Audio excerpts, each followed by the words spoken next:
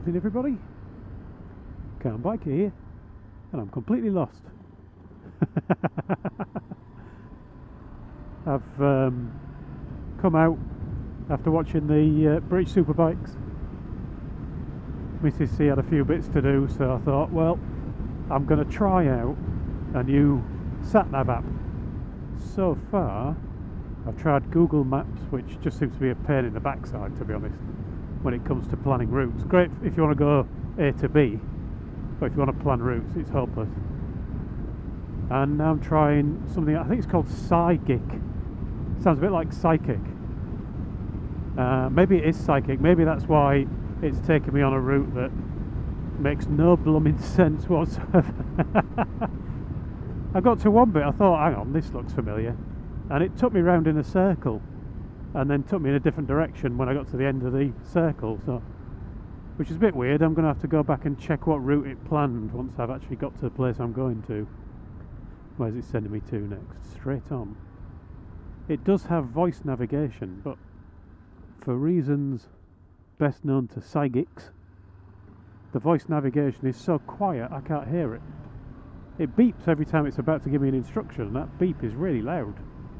And I can hear that clearly, but then it kind of doesn't work, so it goes turn left just when you get up here, past the weird car on the left, just turn left a bit. So it's useless from that point of view. Don't think I'll be sticking with it, but I need something, because I'm off to practice the Infamously Calm Ride 3 route next week, for the Infamously Calm Ride number 3, which is going to be on August the 12th. Keep an eye out on this channel for proper details coming up. But it's another going to be another Peak District ride. Easy for me to say. Oh, it wants me to go left. Now then, I've mentioned it a couple of times probably already in earlier videos, but advertising and copyright and things like that.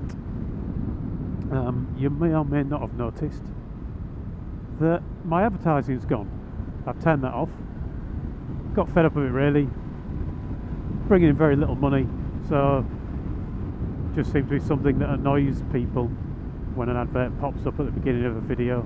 Not as bad as some. I mean, I've plenty that have adverts popping up in the middle of videos, and it doesn't exactly do it at a useful time either. It can be mid-sentence and it suddenly flicks to an advert for something completely irrelevant.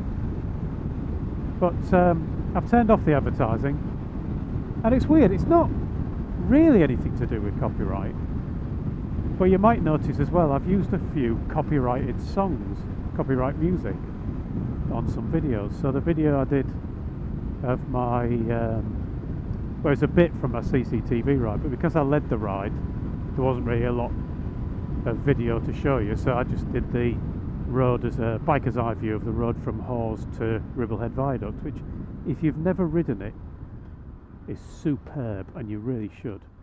It's about 100 miles for me to get to. Where the heck is this thing taking me? Bunnies!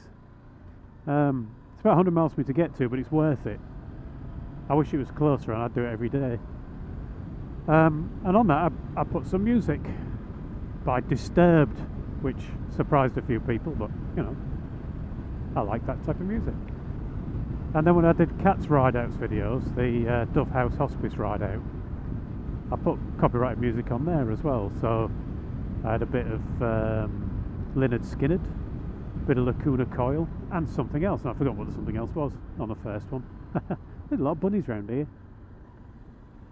And although it doesn't really make a difference with what I'm doing now with the advertising turned off, it's kind of a psychological difference.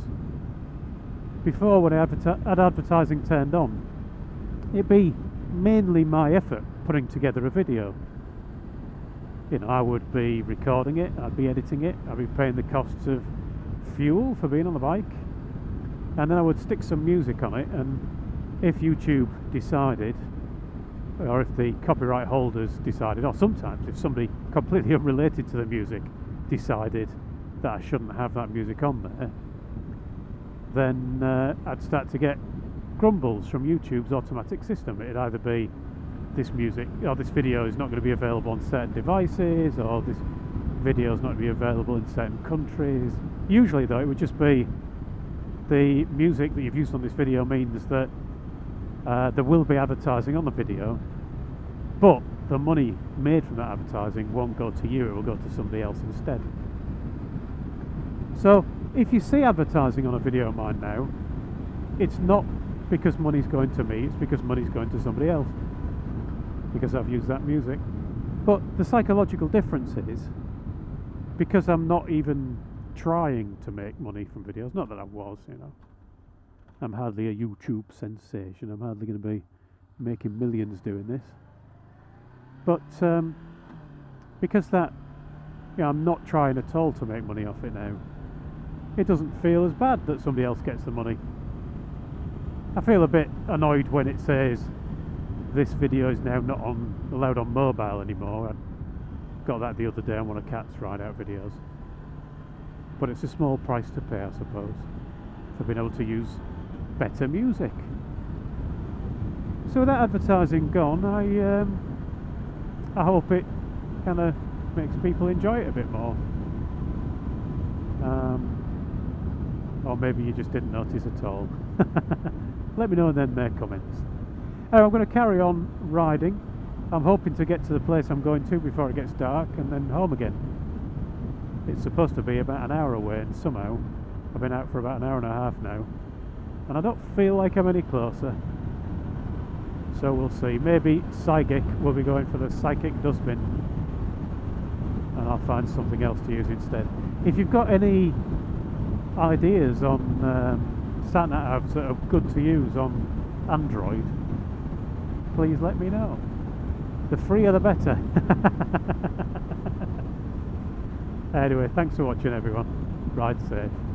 Hope to see you on August the 12th, and I'll talk to you all again soon.